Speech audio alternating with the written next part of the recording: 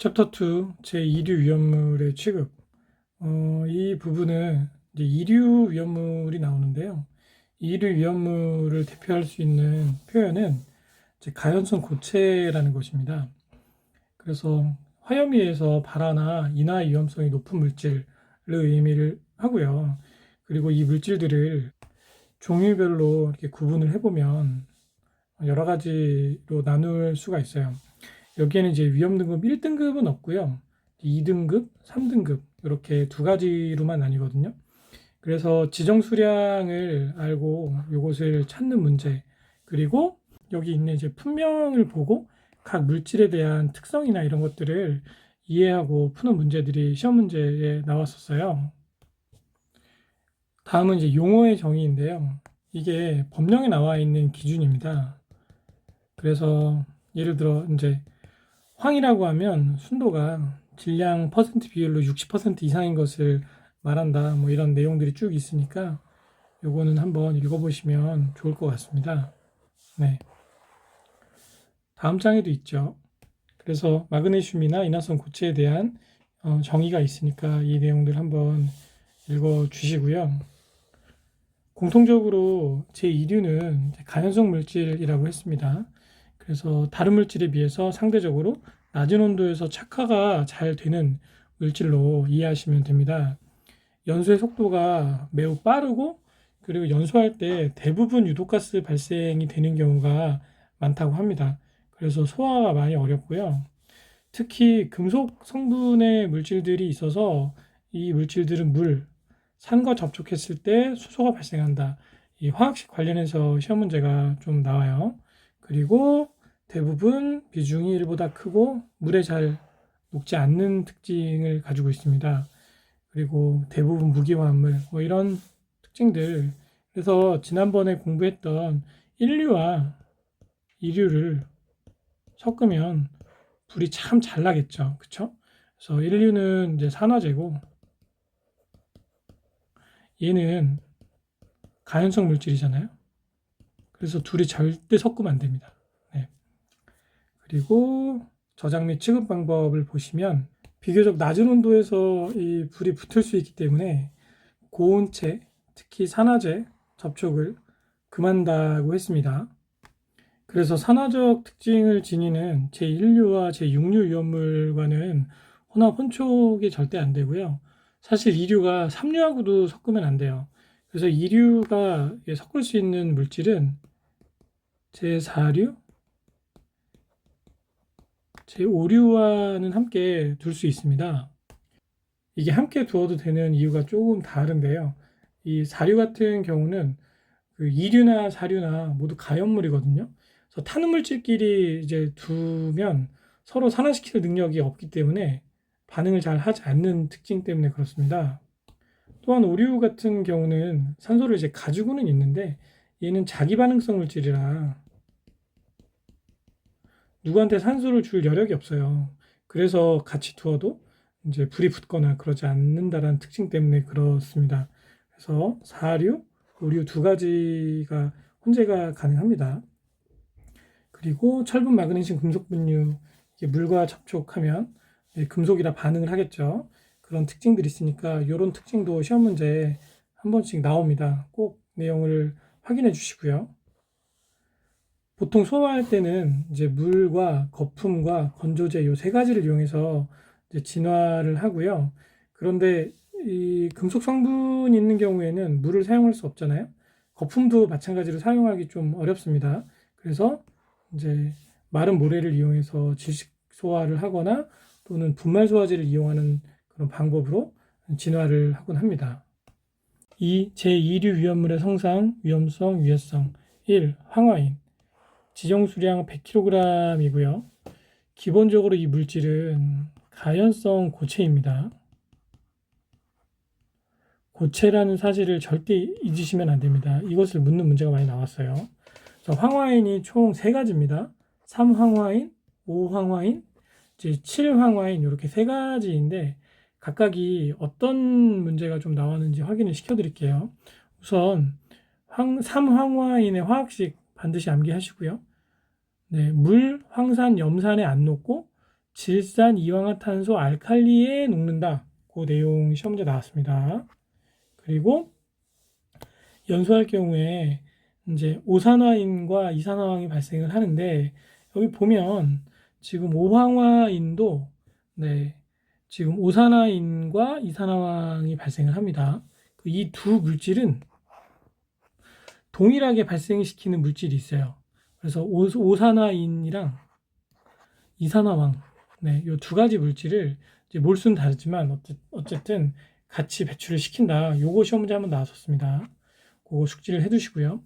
자, 세 번째는 이제 오황화인 같은 경우에 물과 이제 알칼리 반응할 때 어떤 물질이 배출이 되느냐. 그래서 이제 황화수소와 인산이 발생하는데 요게 짝져져서 이제 그 문제 보기로 나와서 시험 문제가 한번 나왔었습니다. 요거 한번 보여드릴게요. 자, 이게 2012년도에 출제되었던 문제입니다. 오황화인이 물과 작용해서 발생하는 이제 발생시키는 유독성 기체는 무엇이냐? 그래서 아까 보면 이제 황화수소하고 인산이 만들어진다고 했죠. 그래서 이렇게 또는 이렇게 두 가지를 묶어서 보기로 두고 나온 문제도 있었습니다. 그래서 요거 꼭 암기를 해주세요. 그리고 특징 중에 이제 오황화인 같은 경우에 다망색 결정을 띠고 있고요. 이게 흡습성 그리고 조회성이 있습니다. 요거는 적어주세요. 요 두 가지. 네, 그래서 다망색과 이렇게 연계해서 문제를 한번 나온 적이 있어요. 그리고 칠황화인 같은 경우는 아직 시험에는 안 나왔거든요. 그래도 같은 그러니까 황화인에 포함되어 있는 물질이니까 한번 내용 보시면 좋을 것 같습니다. 다음은 정린입니다. 정린은 물질 하나밖에 없는데 시험 문제 굉장히 많이 나왔거든요. 그래서 여기에 있는 성질을 다 암기를 좀 해주세요. 예를 들어서 이런 뭐 비중이라든지 융점, 온도, 그리고 조회성, 그리고 물과 이황화탄소, 에터, 암모니아에 잘 안 녹는다. 산화제와 혼합할 경우에 마찰 충격위에서 발화된다. 네, 요거 시험 문제 많이 나왔습니다. 그리고 황린과 이렇게 비교하는 문제가 많이 나왔었어요. 이 황린 같은 경우는 이제 제3류 물질인데 얘하고 황린이 그러니까 얘하고 그 이제 정린이 공통점과 차이점이 있습니다. 이게 공통점이라고 하자면 이제 둘 다 구성 원소가 인이죠. 그쵸? 인으로 구성되어 있다. 그리고 이제 두 번째가 연소할 때 P2O5 요게 오산화인인데 흰색이에요. 흰색. 네. 연소 시에 이제 그 오산화인이 발생을 하거든요. 그리고 주수소화가 다 가능해요. 이 세 가지 정도가 공통점이고 우리가 차이점이라고 하자면 시험 문제 자주 나오는 것으로 제가 정리를 해드리는 거예요. 이제 황리는 독성이 있습니다. 근데 정리는 무독성이에요. 독이 없습니다. 그리고 이 이황화탄소에 황리는 잘 녹아요. 근데 정리는 안 녹습니다. 그래서 요거를 물어보는 시험 문제가 나왔었어요. 그래서 둘 다 이황화탄소에 잘 녹는다. 그러니까 요게 1번, 2번, 3번, 그리고 4번 보기가 이황화탄소에 잘 녹는다. 이 중에 뭐 공통점과 차이점 뭐 이렇게 공통점이 아닌 것은 그런 것을 고르는 문제였는데 얘는 하나는 녹고 하나는 안 녹으니까 둘 다 녹는다고 하면 이게 틀리겠죠. 그래서 이 공통점과 차이점을 좀 기억하시면 문제를 푸실 수 있습니다. 제가 보여드릴게요. 자, 이 문제가 2014년도에 출제되었던 문제고요. 이렇게 공통점을 비교하는 문제가 나왔었죠. 그래서 이황화탄소에는 황린만 잘 녹고 정리는 녹지 않으니까 요거를 비교해서 암기를 하시면 푸실 수 있을 겁니다. 그래서 아까 말씀드린 대로 이제 연소했을 때 생성하는 물질 요것도 시험 문제에 나왔었습니다. 그래서 이 내용은 다 암기를 해주세요. 시험에 굉장히 많이 나오니까 특히 황린과 비교할 수 있게 암기를 해두시면 좋을 것 같습니다. 다음은 황입니다. 황을 우리는 보통 이제 유황이라고도 하죠.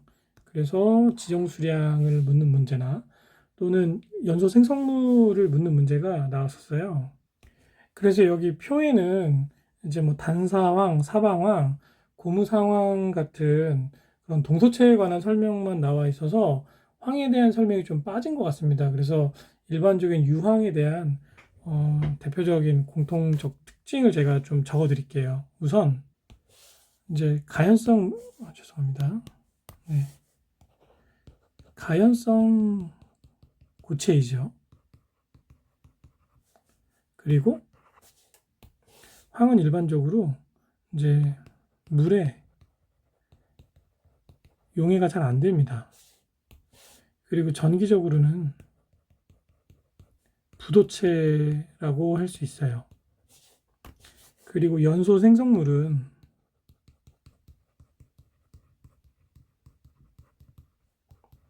우리가 이걸 이산화황이라고 하잖아요. 아황산가스라고도 하고 이게 이제 유독가스라고 할 수 있죠. 또한 흑색 화약의 원료로도 사용이 됩니다. 그리고 마지막으로 연소의 특징이 증발 연소라고 할 수 있어요. 그래서 이렇게 총 6가지 특징이 시험 문제에 돌아가면서 나오긴 했거든요. 그래서 이 부분 제가 책 내용에 수록하지 못한 부분이니까 꼭 메모하셨다가 암기하시고 문제 푸실 때 도움이 되셨으면 좋겠어요. 다음은 철분입니다. 철분은 지정 수량이 500kg이 기준이고요. 여기서는 그 법적 정의에 대해서 나왔었습니다. 아까 용어의 정의할 때 철분에 대한 정의가 시험 문제에 그대로 나왔었거든요. 그래서 이 부분 숙지해 두시고요. 이게 또 나올 수도 있어요. 금속분이나 뭐 이런 정의가. 그래서 뭐가 나올지 모르기 때문에 기본적인 정의 내용은 꼭 숙지를 해 두시기 바랍니다. 다음은 금속분에 대한 내용입니다. 금속분은 지정 수량이 500kg이고요. 이 알루미늄의 기본적인 특징, 예를 들어 이제 은백색의 경금속이고 비중이 이렇고 비점이 이런 물질을 무엇이라고 하는가? 진한 질산에서 부동태, 묽은 질산에 잘 녹는 그런 물질을 무엇이냐라고 얘기하면 알루미늄을 골라야겠죠. 그리고 기본적으로 알루미늄 같은 경우는 산하고 물과 반응하면 수소를 발생시키기 때문에 얘는 건조 저장이 기본입니다. 그래서 어떤 식으로 저장하느냐 이런 것들을 묻는 문제도 나왔었어요.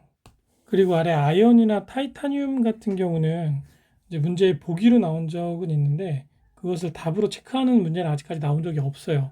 그래서 그냥 한번 읽어보시면 좋을 것 같습니다.